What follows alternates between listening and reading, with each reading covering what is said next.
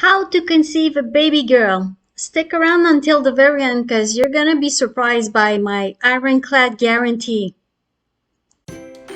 Welcome to the HYpno-Baby channel. I'm Dr. Natalie Fizet. I'm a retired family doctor who delivered 3,700 babies. This is your channel, so don't forget to comment, like, share, subscribe, and be amazed. Of course, there's a big medical disclaimer. This channel is for entertainment only. You use it at your own risk. I am a doctor, but I'm not your doctor. So most of what you're going to hear on how to conceive a baby boy or a baby girl are based on Dr. Landrum Shettles, a doctor in the 1960s who launched a bomb by writing a book called How to Choose the Sex of Your Baby Naturally. It went popular viral in our modern terms. And basically, you have to know your cycles because it's based on the ovulation period, and then you count from there. So since you have to know how babies are made, let's say, so the woman gives half of her genetic material and in her ovules, and the man gives half in his sperm. Since the woman has two sexual chromosomes that are both X's, she can only give an X, and the sperm as an X, and the male as an X and a Y. So the sperm can be either carrying an X or a Y, and that's what determines the baby's sex. So if the woman gives the X and then the sperm is an X, again, you're going to have a female baby. And if the woman gives the X and the sperm gives the Y, you're going to have a male baby.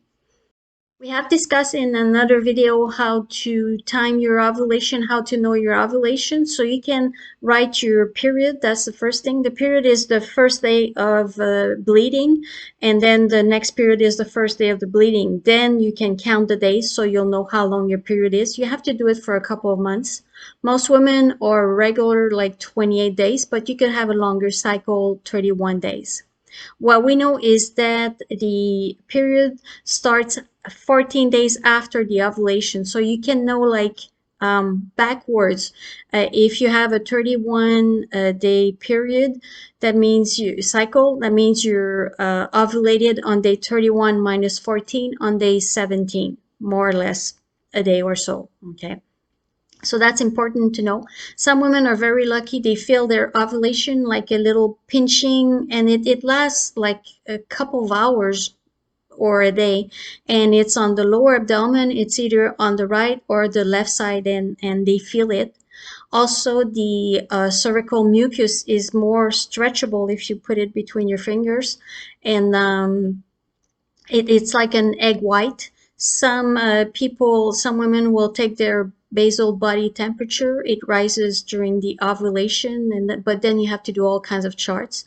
There's ovulation kits that are simpler to use and that tell you when you're ovulating. They're not 100% far from there.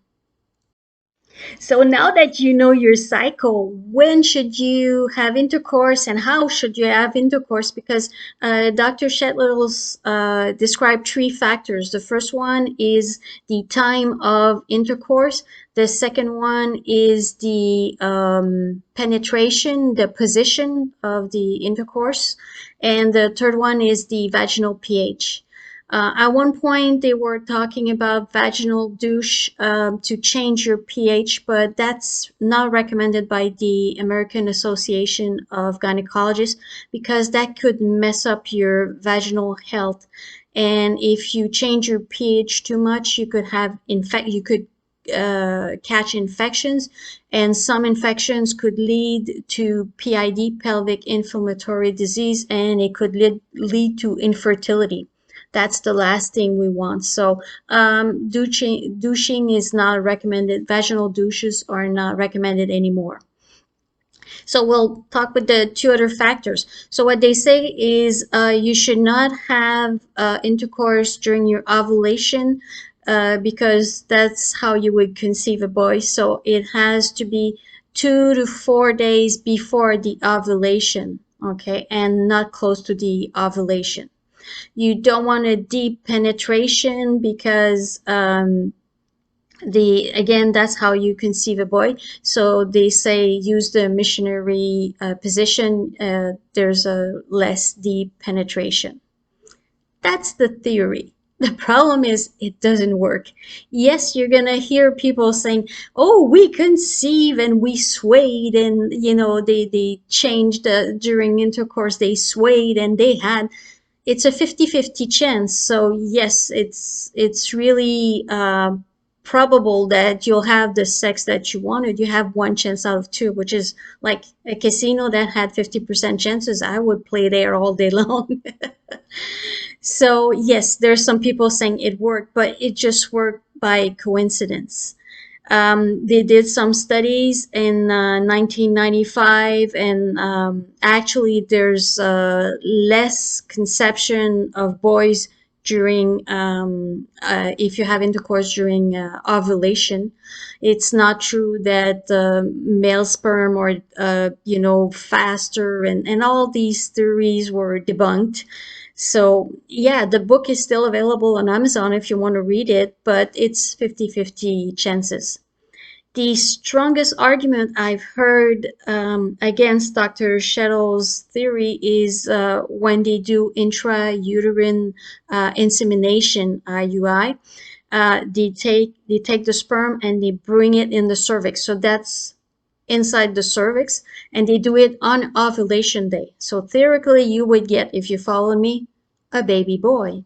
But what do they have? They have 50-50. The statistics, they have 50% boy, 50% girl. So it really is like the biggest myth buster you can have is that's the strongest argument.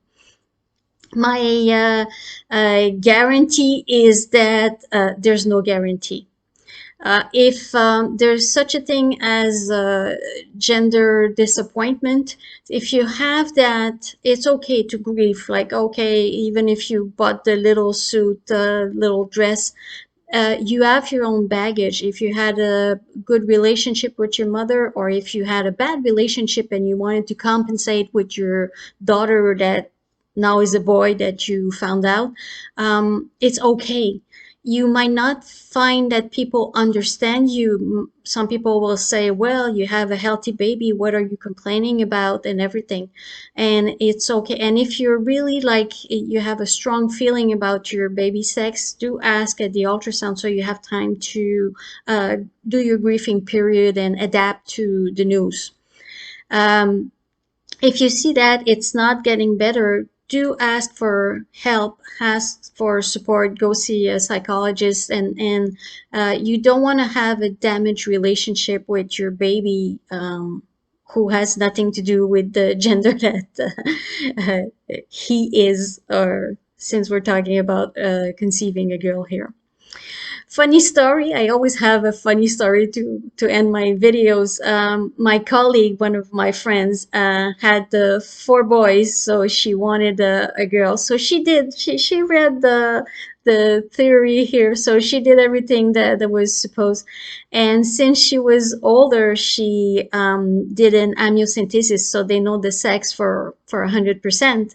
So the doctor called her, and it was a doctor that did not speak perfectly English. So he said, "Do you want to know the baby's sex?" And she says, "Yes, of course." And she was hoping for her girl. So he said, she's a boy." So she tells that story, and it's really cute. And it was not a big deal for her, but she would have liked a girl, but it was not that strong. One way to select the gender of the baby is in laboratory, in vitro fertilization. When they have the embryo, they can poke a little, take some material, and they know the sex 100%. But that's tampering with nature here. I don't want to get into, well, I want to hear your comment. Or do you agree with that gender selection in vitro, like they decide which embryo they're going to implant? Because some cultures think that men are superior, and you've seen that in the news, and orphanages have more girls that have been abandoned.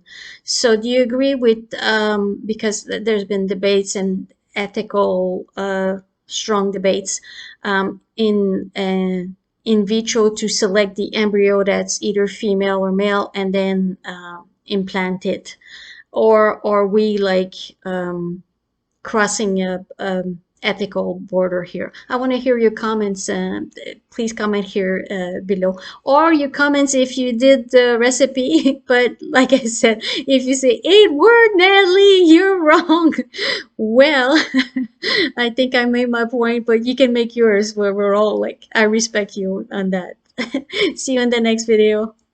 A very important thing you have to realize is that if you're doing Dr. Shettles' method, which is like having intercourse 2 to 4 days before the ovulation and then nothing because you want a girl, you're actually missing on the most fertile time of your cycle. So it might take longer to conceive either a girl or a boy. So I just want to put it out there. It's a thought for reflection, especially if you're older and you want a baby now. Well, it might not work because you're actually not having intercourse in your most fertile period if you follow this. And like we were saying, the Dr. Shettles method is not proven efficient. So might as well just aim at having intercourse every 2 to 3 days, especially around your ovulation period, and hope for a girl. 50-50.